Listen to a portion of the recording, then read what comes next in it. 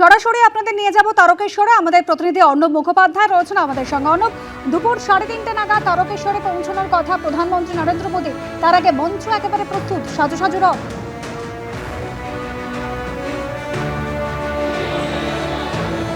অবশ্যই দেখো, তার চপার নামার কথা রয়েছে 3:45 এবং তিনি এখানে প্রায় 5টা অবধি তার কর্মসূচি রয়েছে, যেরকম শিডিউলে রয়েছে। এবং আজকে প্রধানমন্ত্রী নরেন্দ্র মোদী যেরকম এখানে থাকছেন, তার পাশাপাশি মুখ্যমন্ত্রী শুভেন্দু অধিকারী থাকবেন। পশ্চিমবঙ্গ দিবস উদযাপন, সেই উদযাপন হবে এখানে। কিন্তু কেন তারকেশ্বর, তার পিছনে একটা বিষয় রয়েছে, যে কারণে আজকে তারকেশ্বরকে বেছে নেওয়া হয়েছে।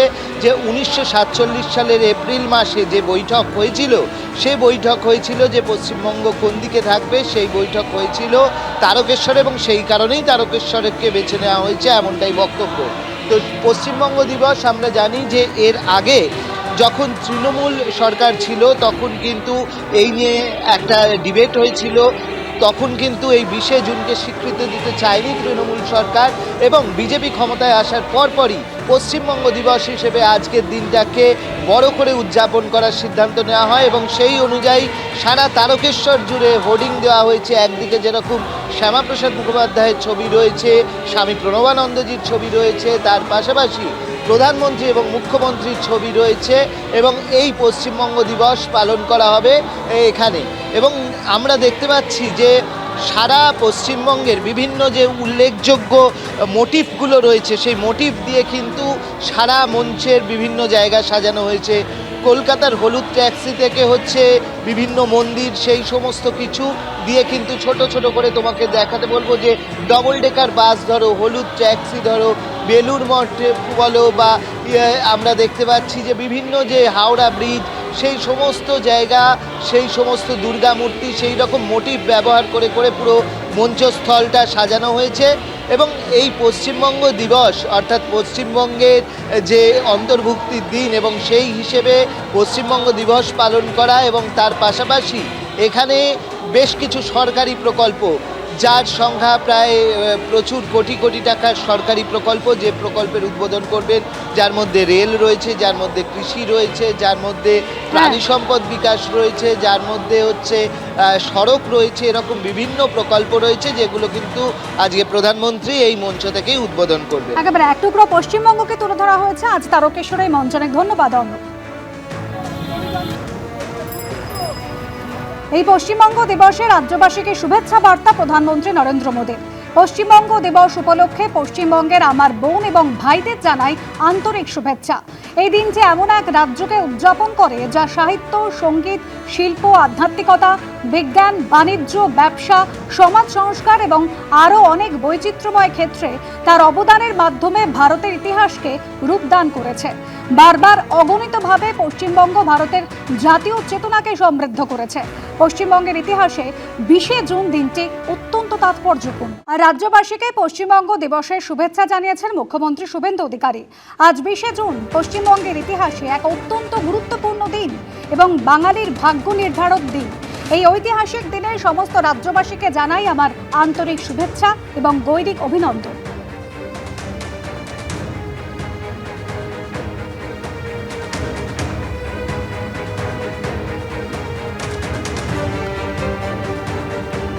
গোটা কলকাতা জুড়ে, সিটি অফ জয় জুড়ে যোগা যোগা যোগা। আর মাননীয় প্রধানমন্ত্রীকে আমরা স্বাগত জানাবো, স্বচ্ছতা সে স্বাগত। আগামীকাল ঠিক সূর্য ডোবার পরে সন্ধেবেলা 500 নৌকায় বিশেষ যোগের প্রচার হবে। আপনারা গঙ্গা বক্ষের ধারে পাশে দাঁড়িয়ে সবাই তাদেরকে উৎসাহিত করবেন, উপভোগ করবেন। কালকে সন্ধ্যাবেলা সূর্যাস্তের পরে কলকাতা জুড়ে শুধু ঋষি মুনি বন্দে যোগ, চারিদিকে ড্রোনের মাধ্যমে আলোকিত করে দেওয়া হবে কলকাতাকে। দুদিনের রাজ্য সফর প্রধানমন্ত্রী নরেন্দ্র মোদীর। আজ পশ্চিমবঙ্গ দিবস। সেই পশ্চিমবঙ্গ দিবসের মাহাত্ম্য বাংলায় এর আগে বর্ণনা করেছেন প্রধানমন্ত্রী নরেন্দ্র মোদী পশ্চিমবঙ্গ সফরে আসার আগে। বাংলায় পোস্ট করেছেন কেন্দ্রীয় স্বরাষ্ট্রমন্ত্রী অমিত শাহ।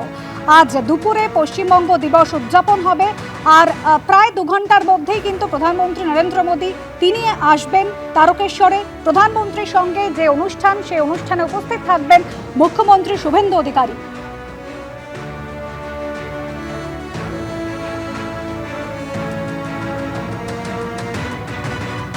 আর কিছুক্ষণ পরে প্রধানমন্ত্রী নরেন্দ্র মোদী আসবেন তারকেশ্বরের যে মাঠে পশ্চিমবঙ্গ দিবস পালন করতে, তার ঠিক পাশেই আমরা রয়েছি। এখানে বহু বিজেপি নেতা কর্মী রয়েছেন। বাঙালির পোশাকে পাঞ্জাবি ধুতি পরে, হলুদ, কমলা এবং গেরুয়া, তার মধ্যে লেখা আছে বিকশিত পশ্চিমবঙ্গ, বিকশিত ভারত, পশ্চিমবঙ্গ দিবস 20 জুন। এবং এই পোশাক নিয়েই তিনি সভা মঞ্চের দিকে যাচ্ছেন। তার সঙ্গে কথা বলবো, এই পোশাক পরার উদ্দেশ্য কি? দেখুন, প্রথম কথা, আমি একজন বাঙালি। আজকে একটা 20 জুন যে ইতিহাসটা ধামাচাপা দিয়ে রেখেছিল, আর দীর্ঘদিন কংগ্রেস, সিপিএম, তৃণমূল সবাই চাপা দিয়ে রেখেছিল, সেই ইতিহাসটাকে আজকে আমরা ফিরে পেয়েছি। সেই 20 জুন হিন্দুদের রক্ষা করার যে শপথ, সেই শপথ তারকেশ্বরে ডক্টর শ্যামাপ্রসাদ মুখার্জির নেতৃত্বে এখানে সভা হয়েছিল রাজবাড়ির মাঠে। সেই ইতিহাসটা দীর্ঘদিন ধামাচাপা পড়েছিল। সেই ইতিহাসটাকে আজকে 20 জুন ডক্টর শ্যামাপ্রসাদ মুখার্জি যে নেতৃত্বে যে হিন্দুদেরকে রক্ষা করার একটা সমিতি তৈরি হয়েছিল, সেইটাকে আমাদের প্রধানমন্ত্রী নরেন্দ্র দামোদর দাস মোদীজি আজকে শ্রদ্ধার সঙ্গে পালনের জন্য আজকে এখানে উপস্থিত হচ্ছেন।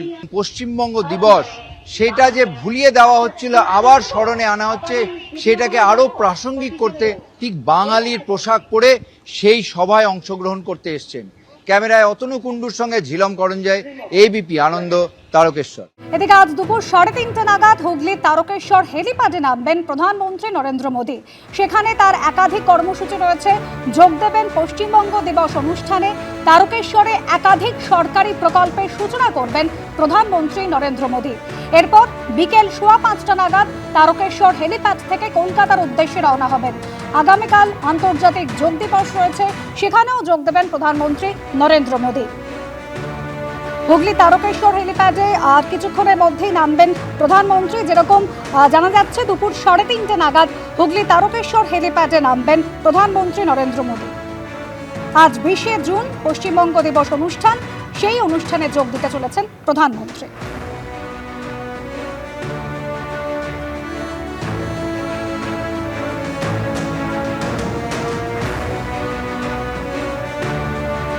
ফার্স্ট যে ডিসিশন নেওয়া হয়েছিল যে বাংলাকে ভাগ করা হবে এবং বাংলার এই দিকটা ভারতে থাকবে এবং বাংলার ওই দিকটা বাংলাদেশে যাবে, যে প্রথম যে সম্মেলনটা হয়েছিল সেটা তারকেশ্বরে হয়েছিল। এবং আপনারা জানেন যে আজকে আমাদের যশস্বী প্রধানমন্ত্রী নরেন্দ্র মোদীজি আসছেন। সেই তারকেশ্বরের প্রথম যে সম্মেলন, সেটা আজকে উদযাপন করতে এবং ডক্টর শ্যামাপ্রসাদ মুখার্জিকে সম্মান জানাতে, শ্রদ্ধা জানাতে। সুতরাং আজকে আমাদের অত্যন্ত আনন্দের দিন এবং সমস্ত পশ্চিমবঙ্গের মানুষের জন্য, সে বাঙালি অবাঙালি, পশ্চিমবঙ্গে যারা থাকে তারাই বাঙালি, তাদের জন্য এটা অত্যন্ত আনন্দের এবং অত্যন্ত ইমোশনাল একটা সময়। এদিকে গ্রেপ্তার ফলতার পুষ্পা ওরফে জাহাঙ্গীর খানের স্ত্রী আজ সকালে ডায়মন্ড হারবার জেলা পুলিশের হাতে গ্রেপ্তার। গাড়ি থেকে পালানোর সময় বিষ্ণুপুর থানা এলাকার জুলপিয়া রোড থেকে তাকে গ্রেপ্তার করা হয়েছে, এমনই দাবি করা হচ্ছে পুলিশের তরফ থেকে। এর আগে জাহাঙ্গীর খানকে পুলিশের হাত থেকে ছাড়ানোর নামে থানায় তাণ্ডবের চেষ্টার অভিযোগ ছিল। এই জাহাঙ্গীর খানের স্ত্রীর নামে একাধিক অভিযোগ দায়ের করা হয়েছিল, বেআইনি জমায়েত করা হয়েছিল এবং আগের রাতে জাহাঙ্গীর খানের স্ত্রী তিনি গোপন বৈঠক করেছিলেন, লোক জড়ো করেছিলেন, এমন অভিযোগ রয়েছে। গোপন বৈঠকের পরের দিন থানায় জমায়েতের পরিকল্পনা চূড়ান্ত হয়, এমনই দাবি পুলিশের। এবং সেই অভিযোগের পরিপ্রেক্ষিতে আজ গ্রেপ্তার করা হয়েছে জাহাঙ্গীর খানের স্ত্রীকে। দেখতে পাচ্ছেন সেই ছবি, যখন পুলিশ তাকে ধরে নিয়ে যাচ্ছে। ডায়মন্ড হারবার জেলা পুলিশ তাকে গ্রেপ্তার করে। গাড়ি করে পালানোর চেষ্টা করেছিলেন জাহাঙ্গীর খানের স্ত্রী এবং সেই সময় তাকে গ্রেপ্তার করা হয়।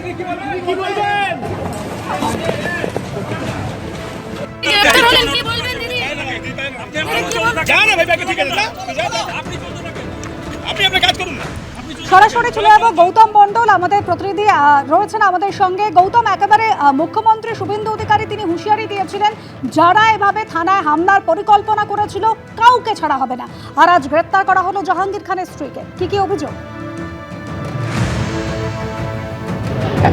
একদম দেখো অনুসুয়া, আমি এখন আছি ডায়মন্ড হারবার মহকুমা আদালতে। এই জাস্ট কিছুক্ষণ আগে জাহাঙ্গীর খানের স্ত্রী রেজিনা বিবি ওরফে সারিকা বিবি তাকে এখানে নিয়ে আসা হয়েছে। কিছুক্ষণ আগে তাকে আদালতে পেশ করা হলো। ডায়মন্ড হারবার জেলা পুলিশ সূত্রে যেটা জানা যাচ্ছে যে আজ সকালবেলা যখন বিষ্ণুপুর এবং উস্তি জুলপিয়া রোড ধরে তিনি পালিয়ে যাওয়ার চেষ্টা করছিলেন, সেই সময় গোপন সূত্রে খবর পেয়ে ডায়মন্ড হারবার জেলা পুলিশের একটা টিম তারা পুরো এলাকা ঘিরে ফেলে এবং তারপরে তাকে আটক করা হয়। তারপরে তাকে উস্তি থানায় নিয়ে আসা হয়। এই মুহূর্তে তাকে ডায়মন্ড হারবার মহকুমা আদালতে পেশ করা হয়েছে। মূলত এই যে জাহাঙ্গীর খানের স্ত্রীর বিরুদ্ধে যেটা অভিযোগ যে গত 8ই জুন জাহাঙ্গীর খান যিনি ফলতার ত্রাস ছিলেন সেই জাহাঙ্গীর খানকে নেপাল সীমান্ত থেকে এসটিএফ এবং রাজ্য পুলিশের একটি দল তাকে গ্রেপ্তার করে এবং তারপরে কয়েক দফায় তার পুলিশ হেফাজত হয়েছে। আজকেও জাহাঙ্গীর খানের পুলিশ হেফাজতের পর আজকে তাকে ডায়মন্ড হারবার আদালতে পেশ করা হয়েছে। একই দিনে স্বামী স্ত্রীকে ডায়মন্ড হারবার আদালতে পেশ করা হয়েছে। কিন্তু জাহাঙ্গীর খান যখন ফলতা থানায় পুলিশ হেফাজতে ছিল, যেটা অভিযোগ যে গত সোমবার এবং মঙ্গলবার বেশ কয়েক দফায় অবরোধ বিক্ষোভ করে এবং জাহাঙ্গীর খানের মুক্তি চায় এই স্লোগান দিতে থাকে।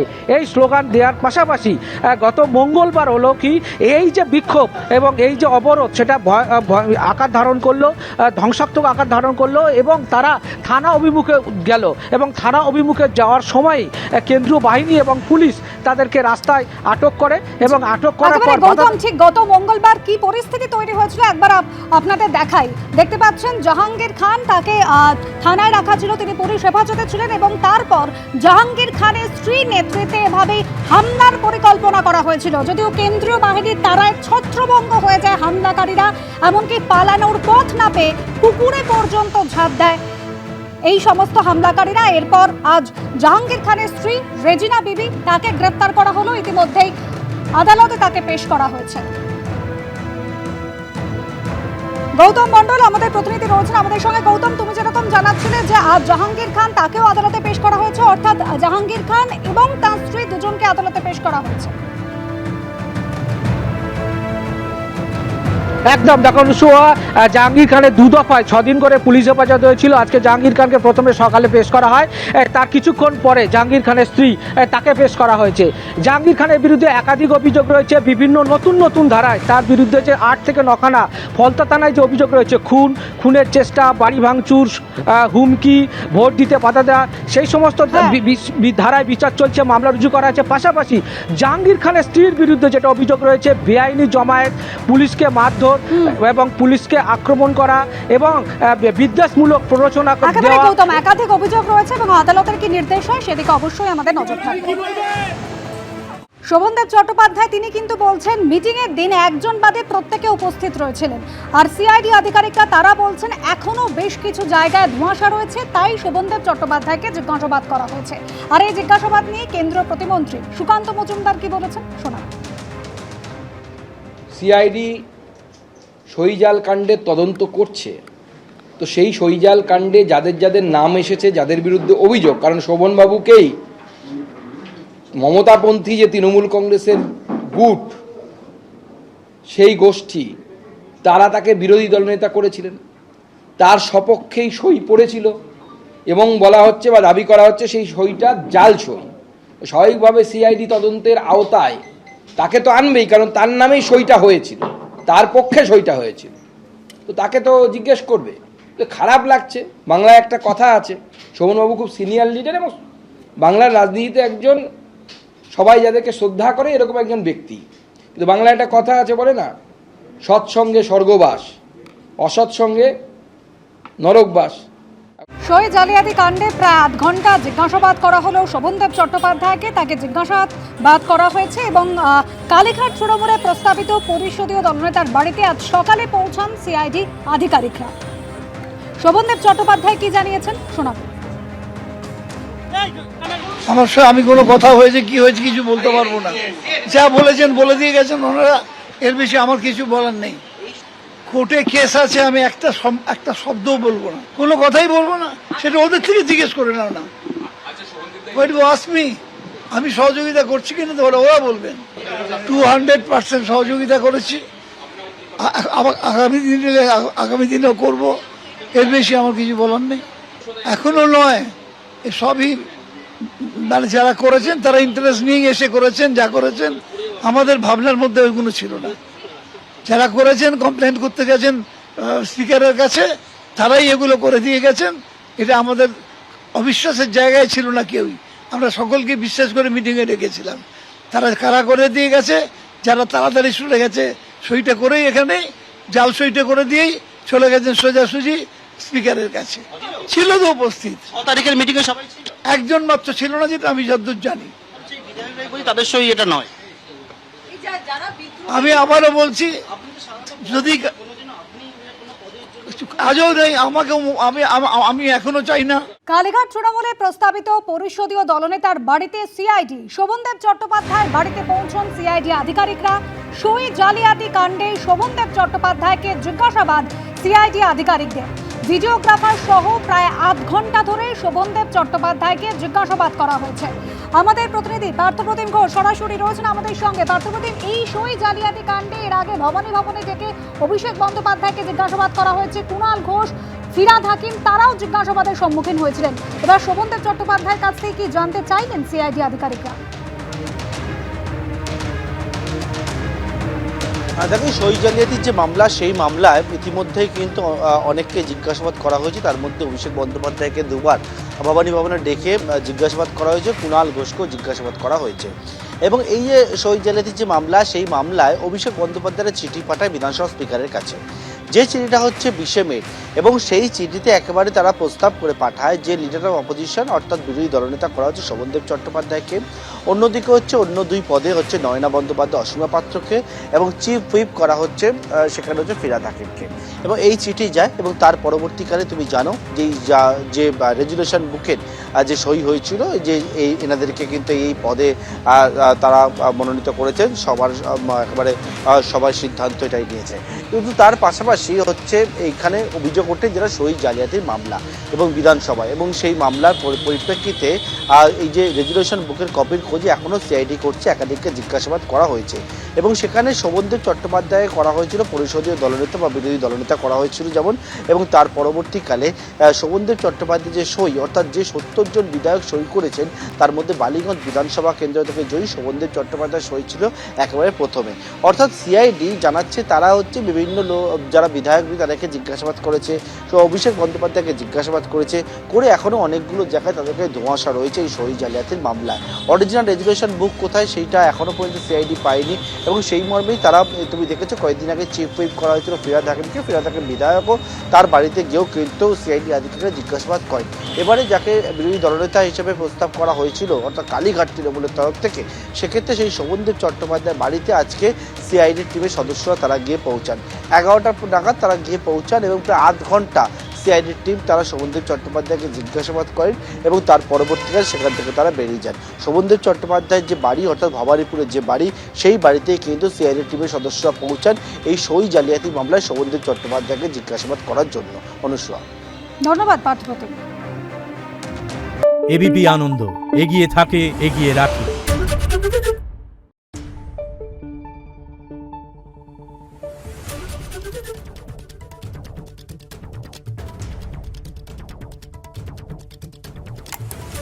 Thank you.